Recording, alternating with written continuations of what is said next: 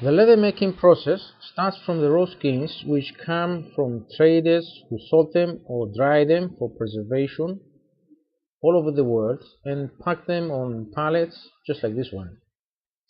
Therefore, the leather trade sometimes starts from the remotest places on earth and is one of the main sources of income for certain families in rural areas, in Africa or anywhere in the world.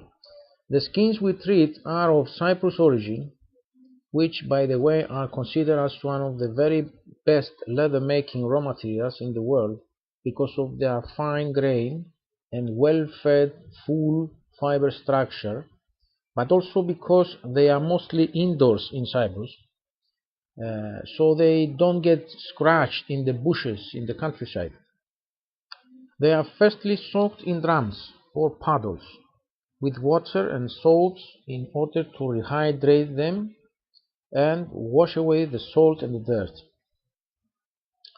This takes all night. The next morning they come out and have their fat removed on these machines, so at the rest of the processing the chemicals can penetrate through all the fibers and react with them. Then they are put back in drums which wash them with water and chemicals that remove the hair by dissolving them within 24 to 48 hours.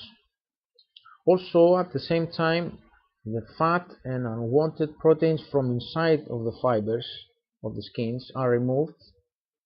Then enzymatic treatment takes place for further cleaning and leaving the fibers as clean as possible for the tanning process, which is done either by chrome or vegetable tannings. Vegetable tannings or catechol are substances from the bark of trees which are extracted from the bark by soaking, just like tea from tea leaves. Actually, teas are catechols as well.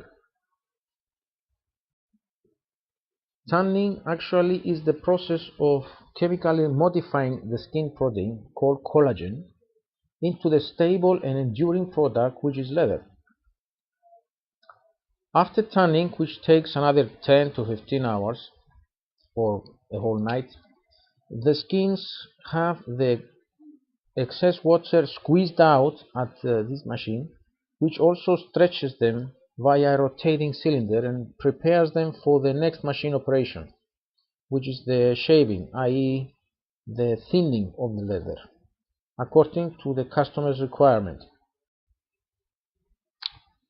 After that, they go back again into the drums to be colored and treated further by other vegetable or synthetic tannings and oils to give the leather the final softness, fullness, smoothness, and flexibility that the ever-changing fashion requires. They are then air-dried and softened by this machine or by tumbling dry in drums with some humidity added to them, so they are made soft enough for stretching. As you see here, the softened, humidified skins are stretched and consequently dried in the following drying tunnel, in which the frames of this machine open up more for further stretching. As the leather dries up being stretched, it remains permanently flat and stretched, ready to be finished. Finishing or spraying is done 5 to 10 times or sometimes more, depending on the leather to be made. It is ironed 1 or 2 times or polished, and voila, the final product, leather of a silky touch by Silky Touch.